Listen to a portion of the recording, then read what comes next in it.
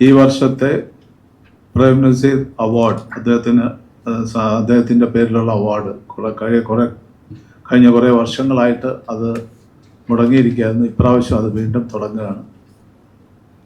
അത് പ്രസിദ്ധ സംവിധായകനായിട്ടുള്ള പ്രിയദർശനാണ് ഈ മാസം 16-ാം തീയതി നസീർ സാറിൻ്റെ അദ്ദേഹത്തിൻ്റെ സ്മൃതി ദിനത്തിൽ നമ്മൾ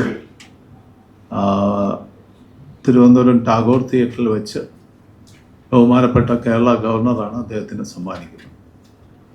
അപ്പോൾ ഇതിനു മുമ്പ് നിങ്ങൾക്കൊക്കെ അറിയാം, ഇത് വളരെ ഗംഭീരമായിട്ടാണ് ഈ അവാർഡുകൾ നടത്തിയിട്ടുണ്ട്.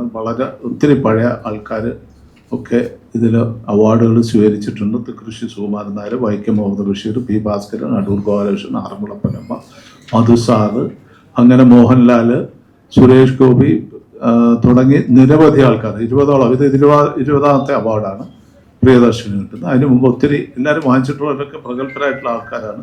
Yesudas, Devarajan master, Sethumadhavan sir, Vincent master, Jayathi Sreekumar, Sukumari, Balendra Menon, Suryakrishnamoorthy, Hariharan തുടങ്ങിയവരാണ് മുൻ വർഷങ്ങളിൽ ഇത് വാങ്ങിച്ചത്. അപ്പോൾ ഇത് നമ്മുടെ ഒരു കമ്മിറ്റി, ഷാജി കൈലാസ് ചെയർമാനായിട്ടുള്ളൊരു കമ്മിറ്റി ആണ് ഇത് അദ്ദേഹത്തെ പ്രിയദർശനെ തിരഞ്ഞെടുത്തത്. അതിനകത്ത് രഞ്ജിത്ത് രജപുത്ര, മേനക സുരേഷ് എന്നിവരാണ് അതിലെ മറ്റംഗങ്ങൾ, ജഡ്ജിങ് കമ്മിറ്റിയിലെ മറ്റംഗങ്ങൾ.